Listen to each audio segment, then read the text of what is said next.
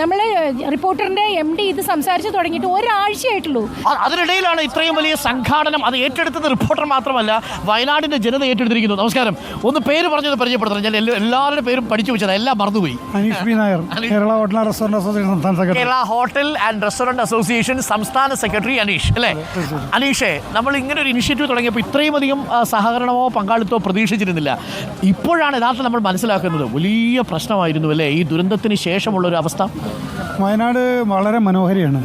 മനോഹരമായ വയനാടിനെ തേടി ഇനിയും സഞ്ചാരികൾ എത്തണം. കാരണം നമ്മുടെ കുറച്ച് സഹോദരങ്ങൾ അവിടെ നമുക്ക് നഷ്ടപ്പെട്ടു പോയി എന്നുള്ള വസ്തുതയാണ്. പക്ഷേ ആ സഹോദരങ്ങൾ നഷ്ടപ്പെട്ടു പോകുമ്പോഴും അവരുൾപ്പെടെ ഉയർത്തിയൊരു സന്ദേശമുണ്ട് വയനാടിൻ്റെ മനോഹാരിതയും വയനാടിൻ്റെ ടൂറിസത്തെയും.